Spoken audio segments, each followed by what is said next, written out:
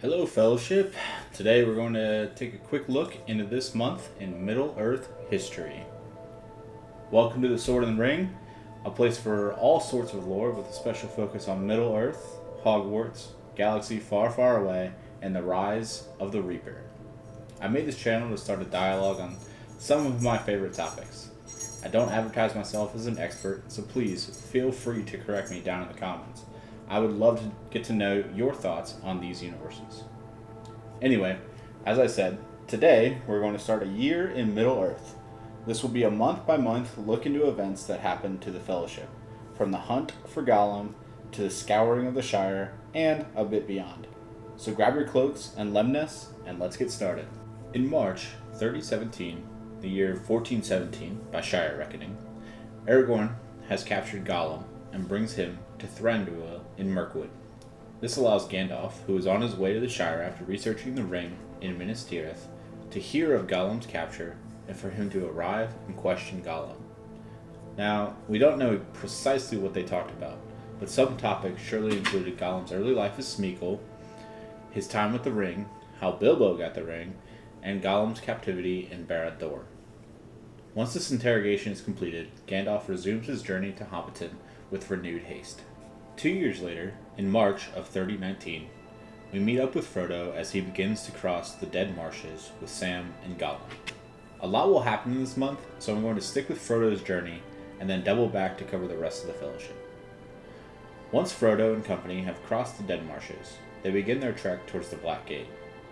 On March 5th, they leave the Black Gate and begin their journey towards Minas Morgul and Shelob's lair. Shortly after, they are captured by Faramir, and Gollum is threatened with death at Henneth Annwn. Only Frodo's intervention stops this. Faramir valiantly avoids the temptation of the One Ring and allows Frodo, Sam, and Gollum. The trio make their way to the Morgul Road and up towards Cirith Ungol and Shelob. Gollum almost redeems himself when he watches Frodo sleep, but the power of the One Ring could not be overcome. Gollum abandons Frodo and Sam when they get to Shelob's lair, intending for her to kill Frodo so he could then collect the ring. Frodo is paralyzed by Shelob. However, Sam is able to fight her off with Sting and the Phial of Galadriel. Before Sam can do anything else to help Frodo, his body is carried off by the orcs. Sam then finds Frodo in the Tower of Cirith Ungol, and the pair make their way along the Morgul Road. As a side note, Shagrat, one of the orcs in charge of Cirith Ungol, makes off with Frodo's mithril shirt and goes to tell Sauron the news. Unfortunately for him, he is killed for doing it. Or maybe the incompetence that he showed allowing a hobbit to escape. Who knows? Anyway, for the next week, Frodo and Sam travel through Mordor along the Morgul Road. They are captured, but then escape and finally turn towards Mount Doom. On March 24th, the pair doff their arms and gear for their ascent up the mount. And on the 25th, the struggle occurs between Frodo, Sam, and Gollum, in which Gollum finally retakes the ring before falling into the cracks of Doom and destroying it and Sauron for good. Phew, that's a lot. Who knew March was such an important month to Tolkien? I didn't. Now, we can turn our attention back west and towards the remaining 5 members of the Fellowship. Wait, did I say 5? Well, I guess I can say 6, since on March 1st, Aragorn, Gimli, and Legolas meet Gandalf the White. Thus begins their quest into Rohan. Meanwhile, Merry and Pippin have started an Entmoot with their new friends, the Ents. On the same day that Gandalf arrives in Edoras and heals Theoden, the Entmoot ends and the Ents march on Isengard. Now, the forces of Isengard have been unleashed for some time, and the second battle of the Fords of Isen is fought on the 2nd of March. This battle, while a defeat for the Rohirrim, is greatly important in that many of the members of the Westmark are able to be saved by a strategic retreat and thus return later. Meanwhile, Theoden retreats with Aragorn to Helm's Deep, and the Battle of the Hornburg occurs, one of the greatest battles in Middle-earth history, and the forces of Isengard are destroyed by a mix of Rohirrim, Hurons, and a sally out from the defenders. After treating with Saruman in Orthanc and leaving him under the supervision of the Ents, Gandalf takes Pippin, who couldn't stop himself from looking into the Palantir, with him to warn Gondor of the coming war. Now, we have three paths.